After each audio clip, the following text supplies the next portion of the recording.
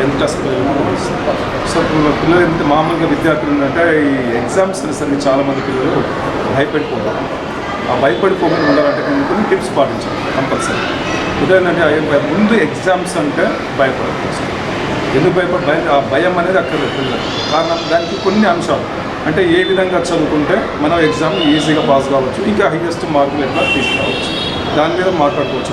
ఈ పిల్లలకి మేము ఇచ్చే ఫండ్ ఏంటంటే ఏదైనా చాప్టర్ తీసుకున్నప్పుడు ఒక చాప్టర్లో ఉన్నటువంటి ఎన్ని ఎగ్జామ్ పేపర్ ఎట్లా ఉంది, ఆ పేపర్ తగ్గట్టు ఉన్నటువంటి క్వశ్చన్లు ఏంటి, ఆ క్వశ్చన్లో పాటు పారాగ్రాఫ్స్ ఏంటి, ఆ పారాగ్రాఫ్లో ఏమైనా బిట్స్ క్వశ్చన్లు వస్తున్నాయి, ఆ బిట్స్ క్వశ్చన్లు ఎక్కడి నుంచి వస్తున్నాయి అని ఒక 12 సంవత్సరాల పేపర్లను దగ్గర వేసుకొని అవి ఒకసారి చూసుకొని వాటితో పాటు మనకు సబ్జెక్ట్ వైజ్ ఉన్నటువంటి మనకి పుస్తకం ఉందో సాంఘిక శాస్త్రం, ఆ పుస్తకంలో ఉన్నటువంటి మెయిన్ అంశాలు ఆ మెయిన్ అంశాలన్నింటినీ ఒకసారి చదువుకున్న తర్వాత ఒకసారి మనకు మామూలుగా సాయంత్రం ఈవినింగ్ ఉదయం అయితేనేమో 5 గంటల నుంచి ఒక 7 వరకు మీకు నచ్చిన సబ్జెక్టు చదువు.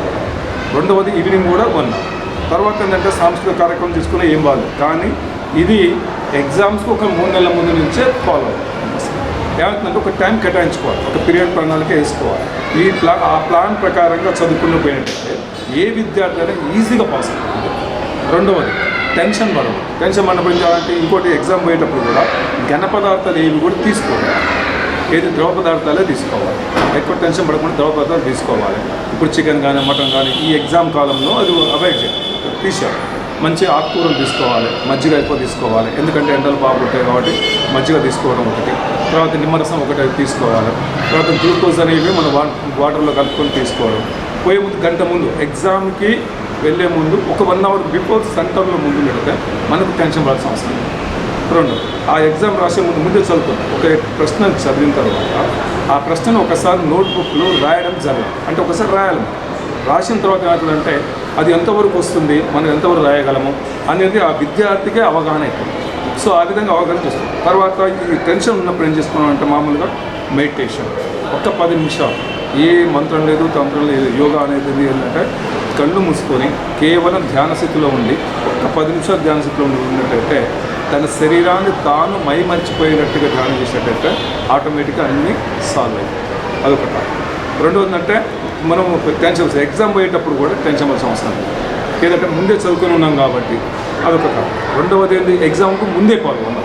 సెంటర్ ఎక్కడ ఉందో ముందే తెలుసుకొని ముందే పోయి చూసుకుంటే అయితే అదొకటి తగ్గుతుంది. 1 అవర్ బిఫోర్ ముందు పోయినట్టయితే మనకు కూడా సాఫీగా ఉంటుంది. ప్రతి లెసన్ని బిట్స్ ఉంటే ఆ బిట్స్లో కూడా ప్రతి లెసన్లో ఉన్న బిట్స్ మొత్తం చదువుకోవాలి. ఒక్కొక్క బిట్స్ చదువుకోవడం, దాన్ని 10 పునరాలు పరీక్ష పోయే ముందు చదువుకోవాలి. కూడా ఈరోజు ఎగ్జామ్ ఉంది కాబట్టి గంట ముందు చదువుకోవడం అనవసరం. అది ఆల్రెడీ ముందే చదువుకున్నాం కాబట్టి గంట ముందు ప్రశాంతంగా స్కూల్కి పోయి మళ్ళీ చూసుకోవాలి. పోయేటప్పుడు మాత్రం పిల్లలు కూడా జాగ్రత్తగా పోవాలి. ఇప్పుడు వెహికల్స్ రకాలు పడుతుంది కాబట్టి సో జాగ్రత్త తీసుకోవాలి. ఎండ దెబ్బ కాడకుండా కొన్ని ద్రవ పదార్థాలు తీసుకోవాలి. కొన్ని ముందు జాగ్రత్తలు ఎక్కువ. మళ్ళీ ఇంకోటి మినిమం 6 గంటలు నిద్రపోవాలి తప్పనిసరి. అంతేగాని ఎగ్జామ్ ఇప్పుడు ఉందని చెప్పేసి తెల్లాలు చదువుకుంటే నేను చాలామంది చూస్తుంటాను ఎగ్జామ్ సెంటర్లో.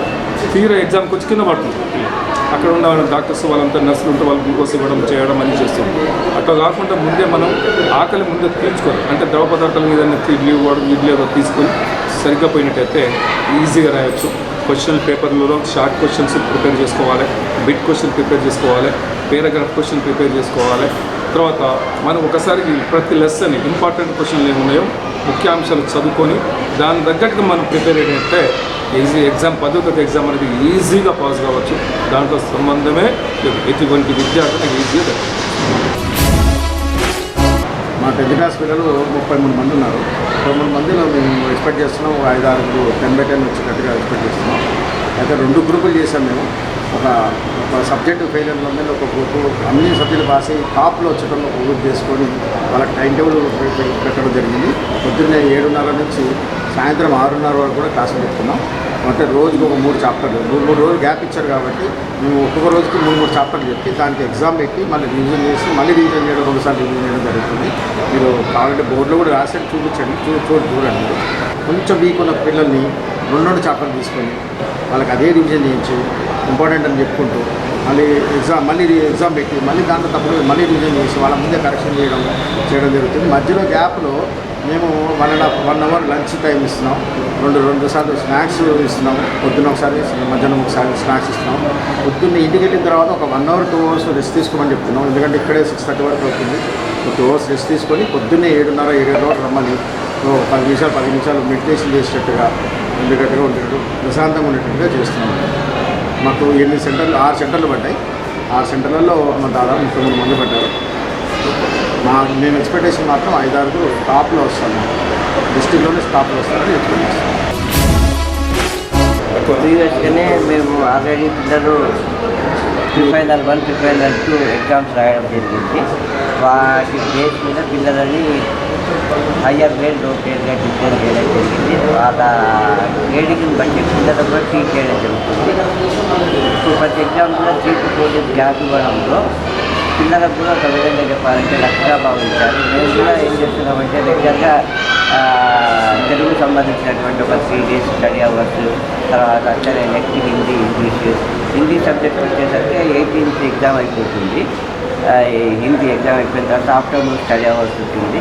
ఆ రోజు దాదాపుగా ఏంటంటే ఒక లెసన్ వైజ్గా ఒక 4 యూనిట్స్ తీసుకొని దానికి సంబంధించి టీచ్ చేయడం, తర్వాత ప్రాక్టీస్ పేపర్స్ చేయించడం, దాంట్లో ఉన్నటువంటి డిస్కోర్సెస్ చేయించడం కూడా జరుగుతుంది.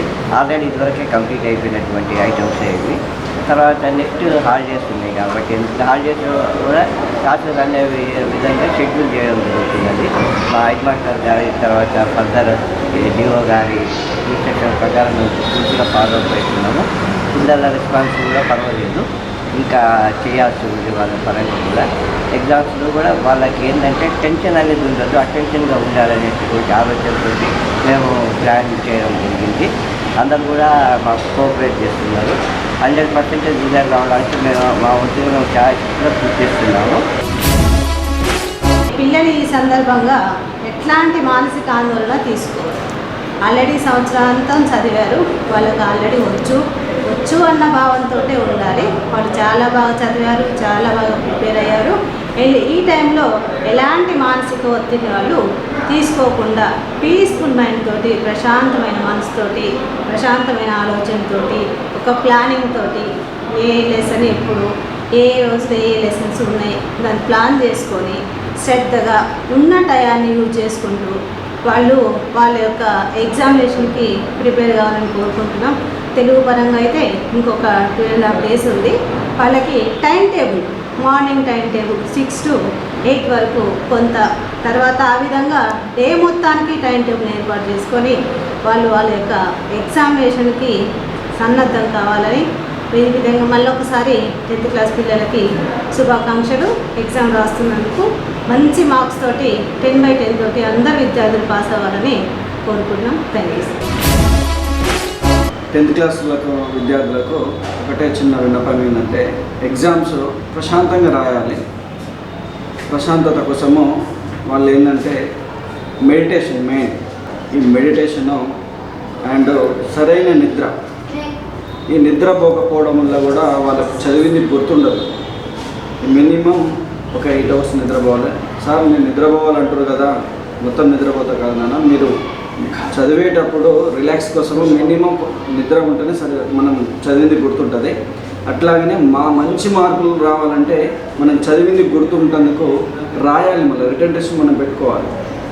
మినిమం ఒక 10 questions తీసుకుంటే ఆ 10 questions మళ్ళీ రివిజన్ టెస్ట్ పెట్టుకోవాలి. మనం రివిజన్ టెస్ట్ పెట్టుకొని ఆ 10 questions ఆన్సర్స్ కరెక్ట్ ఉన్నాయా లేవో అని క్రాస్ చెక్ చేసుకొని మళ్ళీ అదర్గా ఎక్స్ట్రా ఒక 10 questions ఇట్లా తీసుకొని రివిజన్ చేసుకుంటే మీరు మంచి మార్కులు సాధించగలుగుతారని ఒక సూచన.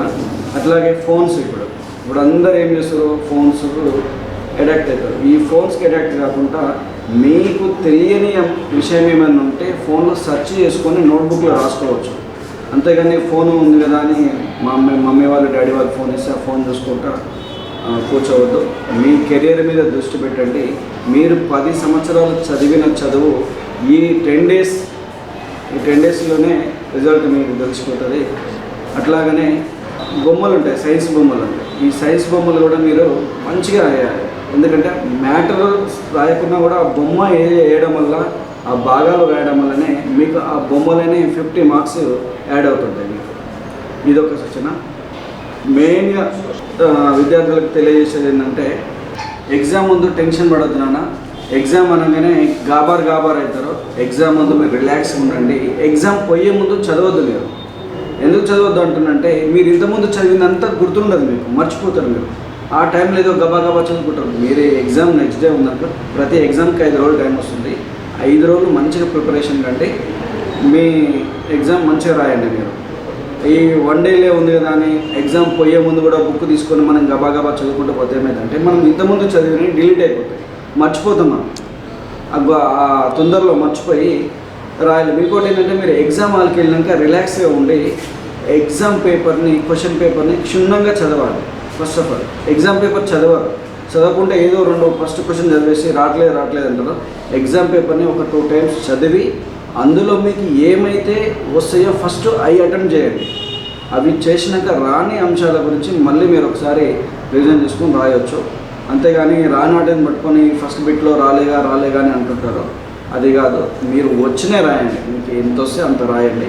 రానాటిని మళ్ళీ ఒకసారి గుర్తు చేసుకుంటే ఆటోమేటిక్ వస్తాయి. ఎందుకంటే మీకు చదివిన వాటి నుంచే వస్తాయి, ప్రత్యేకంగా వేరే ఏం చెప్పు. మీకు సిలబస్ అయితే ఏమైతే చెప్పారో టీచర్స్, ఆ సిలబస్ నుంచే మీకు క్వశ్చన్ ఆన్సర్స్ వస్తుంది. ఈ ముఖ్యమైనది ఇదేంటంటే, పిల్లలు ఎక్కువ టెన్షన్ పడకుండా రిలాక్స్గా ఉండేటట్టు చూసుకొని పేరెంట్స్ కూడా పిల్లల్ని గైడ్ చేయాలి. పిల్లలకి ఏంటంటే పేరెంట్స్ కూడా మెయిన్ గైడ్లైన్స్ ఇవ్వాలి. వాళ్ళని చదువు అంటే వాడు స్ట్రెస్కి గురవుతాడు.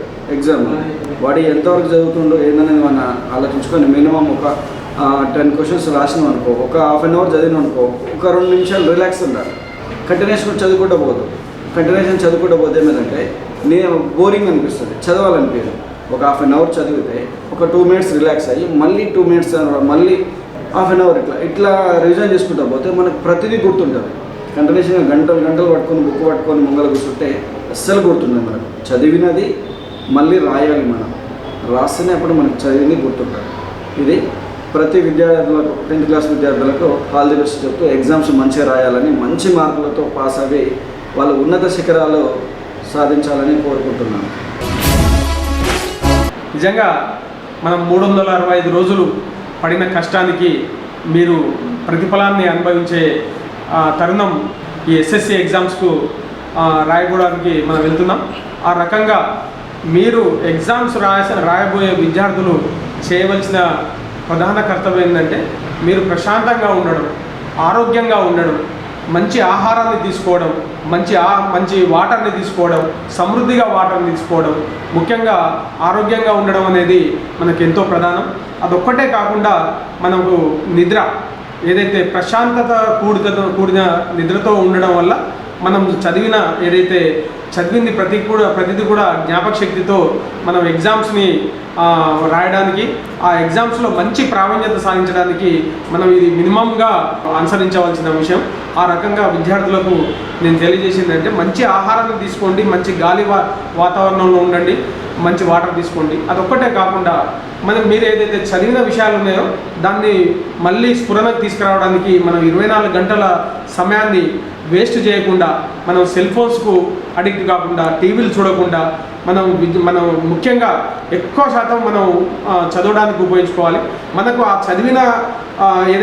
చదివిన దాంట్లో కొన్ని సమస్యలు, కొంత మనకు ప్రాబ్లమ్స్ ఉన్నప్పుడు మన టీచర్లను కూడా మనం అప్రోచ్ కావడం వల్ల వాళ్ళకున్న ఏదైతే ఎక్స్పీరియన్స్ ఉందో దాన్ని ఈజీగా మార్కులు సంపాదించడానికి ఈ యొక్క ఎగ్జామ్ తరుణమే ఒక ప్రధాన ఘట్టం. ఆ రకంగా విద్యార్థులు మనము ఏదైతే 365 రోజులు చదివిన చదువుని మనం ఆ ఎగ్జామ్స్లో మనం ఆ ప్రావీణ్యత చూపెడితే మనం రాబోయే రోజుల్లో మీరు మంచి భవిష్యత్తు సాధించవచ్చు. నిజంగా ఇప్పుడు ప్రతి విద్యార్థి కూడా ఈ ఎస్ఎస్సి అనేది మనం ఎదుగుతున్న ఒక తొలిమెట్టు. దాని తర్వాత ఎన్నో రకాల మనకు పరీక్షలు ఉంటాయి, కానీ ఇది తొలిమెట్టు. ఈ తొలిమెట్టులో మనం కనుక విజయం సాధిస్తే మనం బ్రహ్మాండమైన భవిష్యత్తును సాధించవచ్చు అనే విషయాన్ని తెలియజేసుకుంటూ, మనము ఈ యొక్క 24 గంటల్ని మనము వేరే వాటికి కాకుండా ఒక ప్రణాళికాబద్ధంగా, ఇప్పుడు చూస్తే మన తెలంగాణ ప్రభుత్వం ఒక కొత్త ఒరవడిని మనం ఎస్ఎస్సి ఎగ్జామ్స్లో ప్రవేశపెట్టడం జరిగింది. ప్రతి ఎగ్జామ్ కూడా 3-4 రోజుల గ్యాప్ ఉండడం, ఆ గ్యాప్లో మీరు కనుక ఆ గ్యాప్ని కనుక కరెక్ట్గా మేము తీసుకుంటే, ఆ గ్యాప్లో కరెక్ట్గా మనం సద్వినియోగం చేసుకుంటే ఆ గ్యాప్ని మనం ఖచ్చితంగా మనం అనుకున్న టార్గెట్స్ సాధించుకోవచ్చు. మనము ఒక ప్రణాళికాబద్ధంగా మనము ఏదైతే మనం మంచి ప్రావీణ్యత సాధించిన సబ్జెక్ట్లో మనం ఇంకా ఎక్కువ మార్కులు సాధించడానికి, అలాగే కొంచెం మనకు క్రిటికల్ సబ్జెక్టులు ఉంటాయి, ఆ క్రిటికల్ సబ్జెక్ట్లో మనం ఇంకా పాస్ మార్కులు సాధించడానికి, దాని పై మార్కులు సాధించడానికి కూడా ఈ 3-4 రోజుల గ్యాప్ని మనం ఉపయోగించుకోవాలి. టీచర్స్ సహాయ సహకారం తీసుకోవాలి, తల్లిదండ్రుల ప్రోత్సాహం ఉండాలి, అలాగే మనం పిల్లవాడిని చదువుకోవడానికి మంచి వాతావరణాన్ని కూడా కల్పించాలి. అదొక్కటే కాకుండా పిల్లవాడు మంచి ఆరోగ్యంతో పాటు ఒక ప్రశాంతమైన వాతావరణంలో ఉండడం వల్ల భయపడకుండా మనం చదివిన చదువుని మనం పూర్తిగా స్వాంతన చేసుకుంటూ మనం స్ఫురణం తెచ్చుకుంటూ ముందరికి పోతే ఎగ్జామ్స్ని ఫేస్ చేయడం అనేది పెద్ద విషయం కాదు. ఎస్ఎస్సి సమరంలో మీరు విజయకేతం ఎగరేయాలి, మీరు మంచి భవిష్యత్తును సాధించాలని నేను కోరుకుంటున్నాను. సంవత్సరం నుంచి విద్యార్థులు బాగా ప్రిపేర్ అయ్యారు. ఉపాధ్యాయులు కూడా ఈవినింగ్ క్లాసులు, మార్నింగ్ క్లాసులు స్టార్ట్ చేసి జనవరి నుంచి బాగా ప్రిపేర్ అయ్యారు. కానీ ఏం రాసినా కానీ ఈ 2.5 గంటల సమయంలోనే బాగా ఎగ్జామ్ రాయాలి. ఎంత చదివినా ముఖ్యం కాదు. ఈ సంవత్సర కాలం చదివిన చదువు మొత్తం కూడా ఆ 2.5 గంటల్లో వాళ్ళు ఆ చదివిన చదువుకు సార్థకత చేసుకోవాలి. ఒత్తిడి లేకుండా, మానసిక ఒత్తిడి లేకుండా వాళ్ళు ఎగ్జామ్ రాయాలి.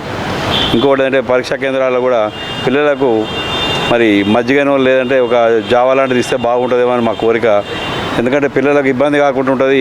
ఈ వాటరు కాకుండా ఆల్రెడీ స్కూళ్ళలో జావా ఇస్తారు కదా, ఎగ్జామినేషన్ సెంటర్లో కూడా జావా ఏర్పాటు చేస్తే అది మాత్రం మా పిఆర్టీ సంఘం తరఫున ప్రతిపాదన చేస్తున్నాం జిల్లా విద్యాధికారికి.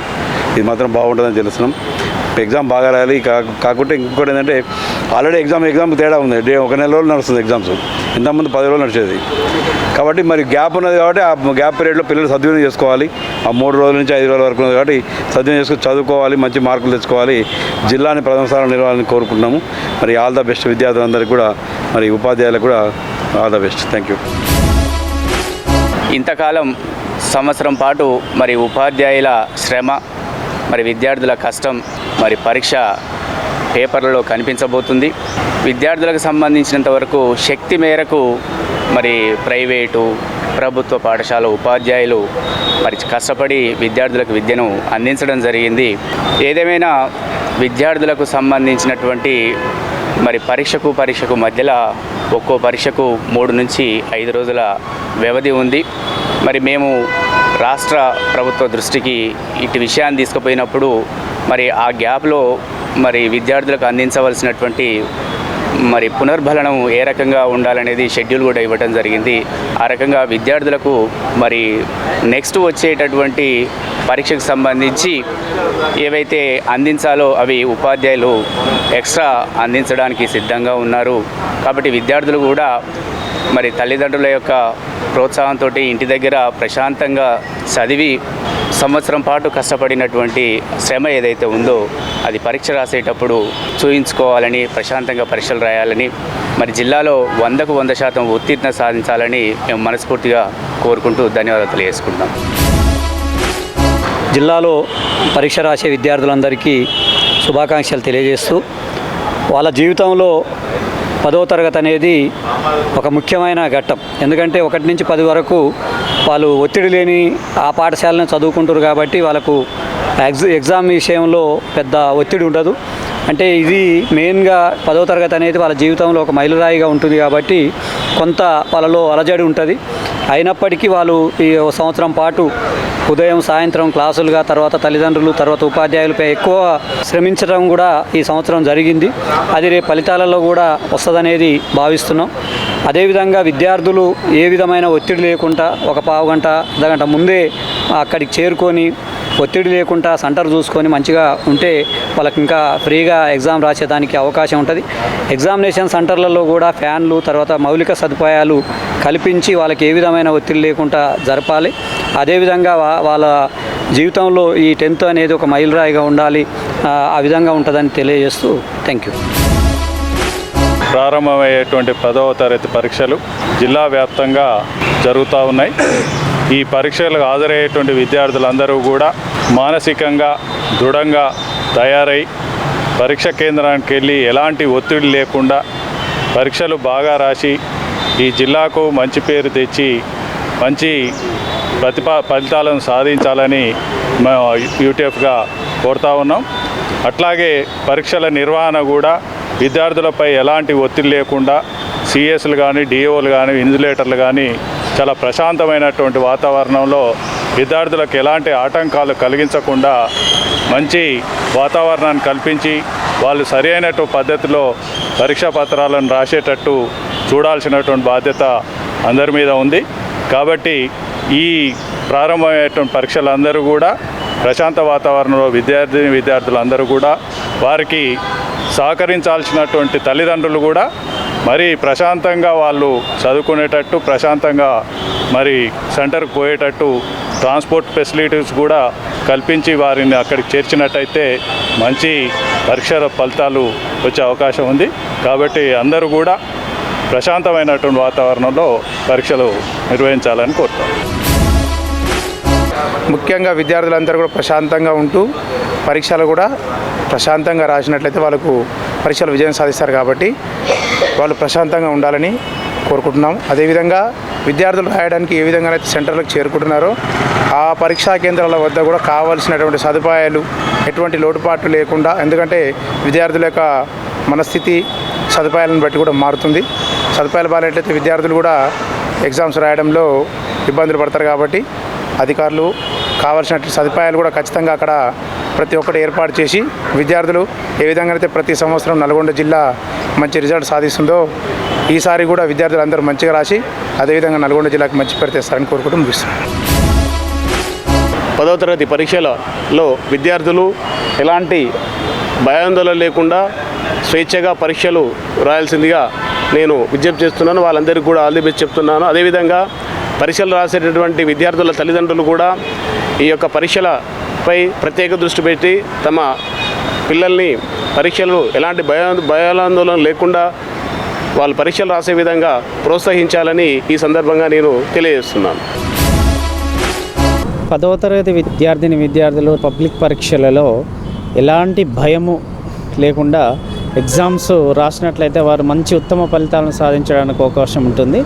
అయితే ఈ ప్రక్రియలో భాగంగా వీరు ఏదైతే 10వ తరగతి విద్యార్థులు ఇప్పటివరకు ఏదైతే ప్రిపేర్ అయ్యారో సబ్జెక్టుల వారిగా వారి ఉపాధ్యాయులు ఏదైతే ముఖ్యమైన ప్రశ్నలు చెప్పారో అవి మాత్రమే మళ్ళీ ఒకసారి రివిజన్ చేయాలి తప్ప కొత్త సబ్జెక్టు వైపు వెళ్లకుండా కొత్తగా వచ్చినటువంటి ప్రశ్నల వైపు మళ్ళీ ఆలోచన చేయకుండా వారు ఉపాధ్యాయులు ఏవైతే బోధించారో ముఖ్యమైనటువంటి ప్రశ్నలు వాటిని మళ్ళీ ఒకసారి మననం చేసుకుంటూ వెళ్ళినట్లయితే మంచి ఉత్తమ ఫలితాలను సాధించడానికి అవకాశం ఉంటుంది. దీంతో పాటుగా పిల్లలు మ్యాక్సిమం ఏం చేస్తుంటారంటే టూ వీలరు వారికి సెంటర్ దూరం ఉన్నట్లయితే టూ వీలరు మీద పోవడానికి ప్రయత్నం చేస్తుంటారు. మరి వీళ్ళు వెళ్ళేటువంటి ప్రక్రియలో ఉన్న సమయానికి ఒక గంట ముందు ఎగ్జామినేషన్ సెంటర్కు చేరుకున్నట్లయితే ఎలాంటి ఆతృత ఆందోళన యాంగ్జైటీ లేకుండా వారు ఎగ్జామ్ రాయడానికి అవకాశం ఉంటుంది. మరి ఒకవేళ ఒక 10 నిమిషాల ముందో లేకపోతే ఒక అర్ధగంట ముందో బయలుదేరినట్లయితే వారికి ఆ ఎగ్జామ్ హాల్ వెళ్ళిన తర్వాత కూడా వారికి భయంగా వచ్చినటువంటి విషయాన్ని కూడా వారు మర్చిపోయేటువంటి అవకాశాలు ఎక్కువగా ఉంటాయి. కాబట్టి ఖచ్చితంగా ఎగ్జామ్ హాల్కు వీరు ఒక గంట ముందు చేరుకున్నట్లయితే ప్రశాంతంగా వారికి వచ్చినటువంటి విషయాన్ని ప్రజెంట్ చేసేటువంటి అవకాశం ఉంటుంది. దీంతో పాటుగా కుదిరితే వారు పరీక్ష సమయంలో అక్కడికి ఎగ్జామ్ హాల్కి చేరుకున్న తర్వాత ఒకసారి డీప్ బ్రీత్ తీసుకొని కొంచెం మెడిటేషన్ లాగా చేసుకున్నట్లయితే వారు అప్పటి వరకు చేసుకున్నటువంటి అన్ని విషయాలను కూడా మననం చేసుకోవడానికి అవకాశం ఉంటుంది, సమయం కూడా ఉంటుంది. సో ఈ రకంగా వారి యొక్క ఏర్పాట్లను చేసుకున్నట్లయితే వారి యొక్క మంచి ఉత్తమ ఫలితాలను సాధించడానికి అవకాశం ఉంటుంది. సో దీంతో పాటుగా మార్చి 14 నుంచి ఏప్రిల్ 13 వరకు ఈ ఎగ్జామ్స్ జరుగుతున్నాయి. మరి ఈ ప్రక్రియలో వారంతా కూడా గతంలో కంటే భిన్నంగా వారికి అవకాశం కూడా ఎక్కువగా ఉంది. ఈ సమయం అనేటువంటిది ఒక్కొక్క సబ్జెక్టుకి 3 రోజులు 4 రోజులు హాలిడేస్ వస్తున్నాయి. మరి ఈ రకంగా వారు ఎవరైతే మంచిగా చదువుకునేటువంటి పిల్లలు అనుకోండి, గతంలో ఏదైనా అనారోగ్య కారణాల వల్ల వాళ్ళు ఇబ్బంది పడ్డ పిల్లలు అనుకోండి, వారికి చదువుకోవడానికి కూడా మంచి సదవకాశం ఉన్నది. మరి దాన్ని కూడా సద్వినియోగం చేసుకున్నట్లయితే పిల్లలు మంచి ఉత్తమ ఫలితాలను సాధించడానికి అవకాశం ఏర్పడుతుంది.